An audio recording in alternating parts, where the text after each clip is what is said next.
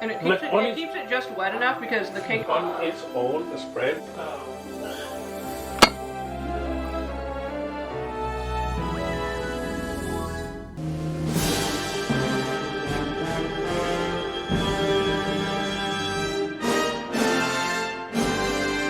Hey guys, I'm Tabitha. I'm Lee. And we're reviewing Black Cauldron. Yep. We watched the Black Cauldron by Disney, produced and greatly reimagined through the process till it was finally released in 1985. Many people say it's the movie that almost killed Disney, controversial in some respect. It did almost kill Disney Animation Studios. A movie that took $40 million to make. Only made $4 million on its first weekend. It literally lost to a re-release of E.T. Yeah. Is very, very, very loosely based on the Chronicles of Prydain by Lloyd Alexander, which is in itself is a series of 5 novels that were based on Welsh mythology. Mm-hmm. Boy, was it very loosely based on the books as someone who read the books. Right. I mean, watching the movie as a kid, not knowing much about the book, not knowing that it was based on a book series, reading the books. Oh, hey, this is actually a neat book series, going back and watching the movie. What the fucketh? What the fuck, Disney? Yeah, for sure. But I blame a lot with production going through so many animators. They had a lot. Quoted by one of the animators, let me find this. According to Ollie Johnston, it was he and Frank Thomas that convinced the studio to produce the movie. And if it had been done properly, it might be as good as Snow White. Mm-hmm. That was the hope, right? To be the next Snow White, the next big blockbuster. And don't get me wrong, you could tell that a lot of animators put their heart and soul into making this movie. Mm-hmm. There are beautiful effects, some really interesting animation, interesting characters. Mm-hmm. Maybe not fully developed in all ways, but definitely interesting. But my thing is that again, with the movie, because Chronicles of Prydain had so many characters that had different arcs. And a retired warrior who Taran looked up to. That was the reason why he had his entire idea of, oh yeah, I want to be the next greatest warrior. He got it from him. Whereas you can kind of see in the movie, it's like, well, where do you get this mindset from? I should be doing heroic deeds for Prydain. Just a dreamer, huh? Yeah, it's like, okay, just a dream. Guess I'm Belle now. There were some similarities there. Very. I think one of the things, if I'm going to try to look at it somewhat objectively besides the history, is to say, okay, we all know Disney. They're the big conglomerate. They make all these movies, these heartfelt animated classics that, attract the masses. But this one feels almost like an anti-Disney Disney production. There's no big musical numbers. The romantic forced love interest scene interaction is barely there, if at any, till the end, which feels appropriate for the kids' age in this film. Mm-hmm. That's got to be one of the lighter-hearted things that they need to show the children after all the horror that they witness in this movie. One of the other things that you typically see in a lot of the Disney movies is someone coming from a place of privilege, whether they're royalty or there's something going on there, and then they're going through these big epic adventures and getting to some big life decision at the end kind of thing. And in this situation, even though it's kind of revealed in a backwards way, we find out that the main character, Taran, they keep calling him assistant pig farmer, assistant pig man, taking care of pigs. Mm-hmm. And the little girl that we are told is the princess all along is eventually revealed to potentially just be a kitchen maid. And then the bard, well, He just seems like he might be out of work or just some kind of an interesting magnet, but definitely all trying to be things that maybe they weren't originally projecting at first. So an element of pretend and lightheartedness in a extremely dark environment. So it's an interesting juxtaposition there. I will hand it to Disney for it being its first ever PG movie that was ever released. Because that shows. Yeah. Obviously, they had so many things that happened in this movie that they could not get away with today. Yeah, absolutely.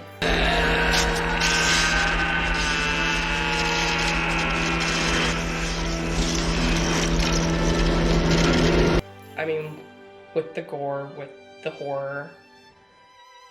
I mean, you discussed throughout the review all the different things. I never even knew that it had 12 minutes that were originally cut from it. Yeah, absolutely. That was they call it Katzenberg's Folly or something, one of the new heads of production that made them just hack away at the original production. So what we see is kind of choppy.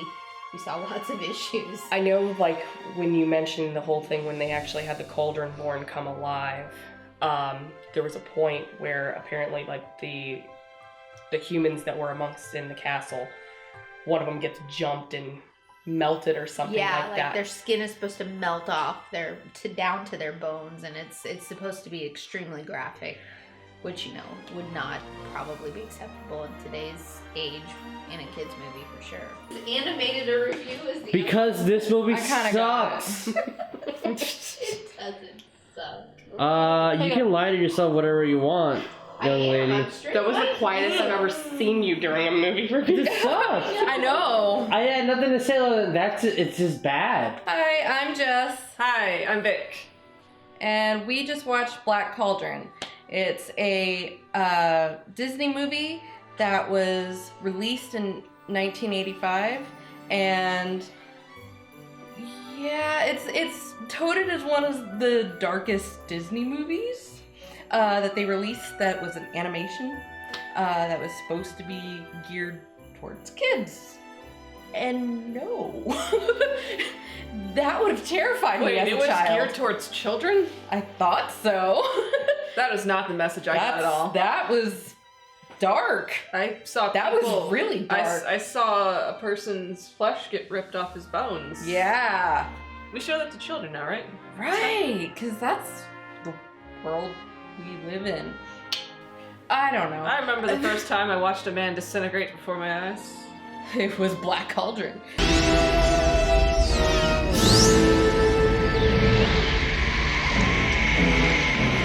Anyways,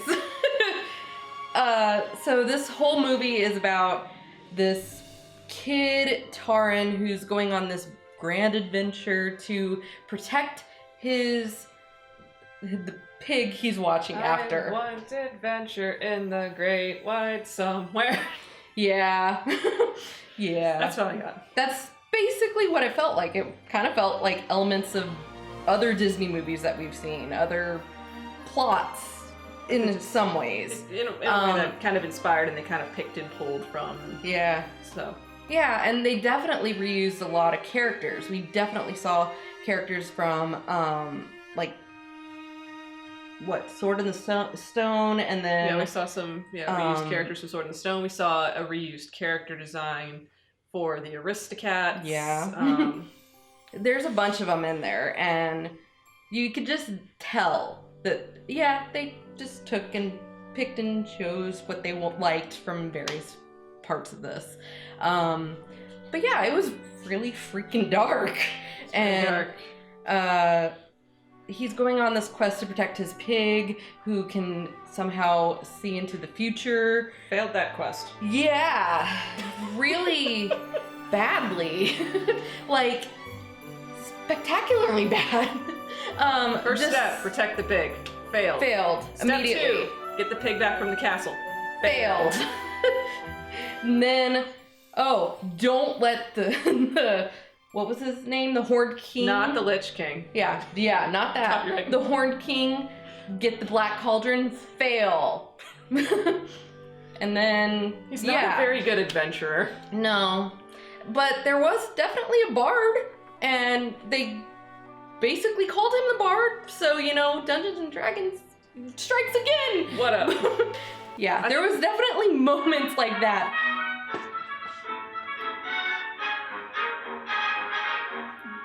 What the? What the fuck? Fuck. Movie. It knows we're talking shit about it. I think the Black Cauldron's cursed, guys. The movie just started playing again. There was the classic Disney technique of painting over the individual frames and layering it in order to use camera movement to basically give the illusion of depth. Wasn't a great movie. Right. I feel like, though, the story did have potential. If they did want to go back and revisit it, it could be expanded as a series so that we could get more of that lore, more of that world itself, and they can just kind of fine-tune it. It has potential to be a good story. It just Agreed. wasn't executed well. Agreed. And that's basically my take on it. I enjoyed watching it, at least for my first time. Am I gonna watch it again? Maybe not. I don't know. It was good for a one-time watch for sure. But yeah, it had some issues with it, so. This was my second time watching it, and the only reason I watched it was because I was with a group of people that wanted to watch it, so that's basically my stance on it. All right. We're not trying to like badmouth the movie just because it's fun to badmouth the movie. There are inconsistencies and errors in the movie that'll make you just go, what? Yeah. And so if you want to watch it just for the sake of the experience, go for it. Yeah. If you're watching it because you think you're going to watch a good movie, don't. Exactly.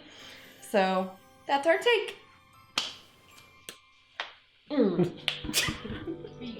cursed. Dude, that is super cursed.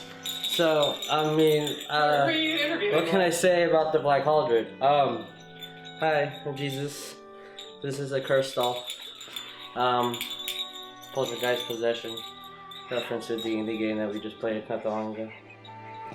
As you can tell, I'm so animated about this film because I enjoyed it so much. I think I'm just gonna cut away to the ending of what I should be saying and be like, just don't watch it. The reason why I say that is because the only word I can come up with how I feel about this movie is 100% disappointment. I wanted more.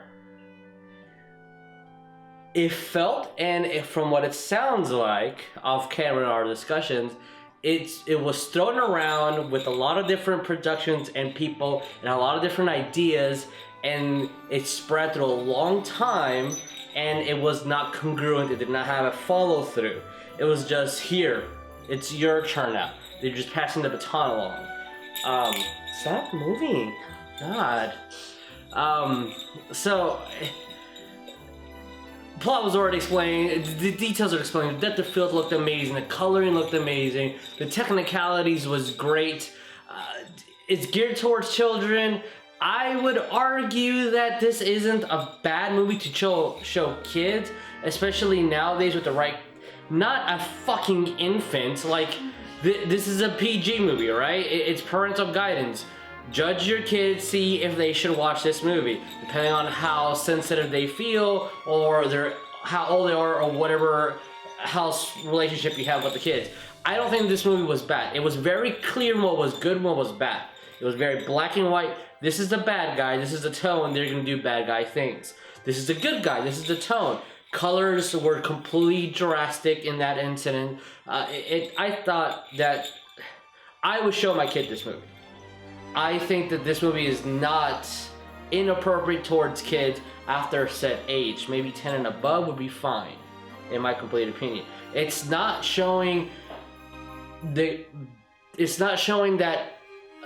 as an example, something that would be bad towards kids, that is like shown everywhere.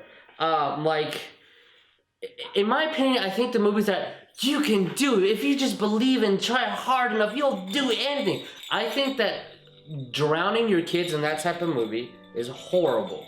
You're drowning your kids in the idea that everything's gonna be okay is bad. Showing your kids 100% horror movies is also bad. As in, like, this should be something that is there as an option. If they feel interested in watching it, cool, they can watch it. As long as you're there guiding their experience. Don't just say, "Hey kid, fucking watch a lich, god damn it." Like, you know, don't fucking smack your kid. Be a good parent. I just don't know what to say. This movie fucking sucks. The main character is an asshole. He had no redeeming qualities as a hero. I felt nothing for him. I didn't want to help him at all. Here to handle a sword like this. But still, it is a magic sword. Ha! What does a girl know about swords anyway? The princess just came out of left field. Everything was just again, not pieced together well. This isn't 100% the same as the book, apparently. That doesn't matter. That does not, in and of itself, make a movie good or bad. Is this movie good? Does this movie follow through? Does this movie have a progression from the plot? Does it make sense within its own context? Does it continue through? No, it does not. I don't care if it was loosely inspired by the book or deeply inspired by the book, if they change characters, if it's not the same backstory, that doesn't matter. Was the movie good? No, it was not good. The movie itself was not good. Did it have potential to be great? Yes. Did it have amazing art and talent? Yes. Voice acting, the animation, the detail, the refraction of lights that was on there, the attention to detail when the kid was running, Rubble was moving around.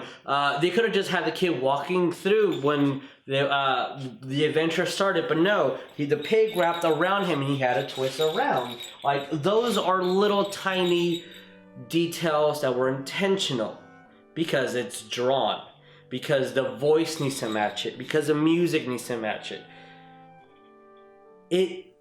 Because of all this talent and the movie still sucking, it felt like such a horrible disappointment. Should you watch this movie? Are you a Disney fan? Eh. Are you a fan of animated movies? Eh. Do you want inspiration for like a D&D campaign? Eh. Just no. Don't watch it. I hate saying that. I feel sad. I don't like that every time you move, his arms move up and down. What? Why? Stop it. People! He's gonna kill us all! Like, comment, subscribe. Like, comment, subscribe. Wow! He wants to go again, or you done? Fucking done.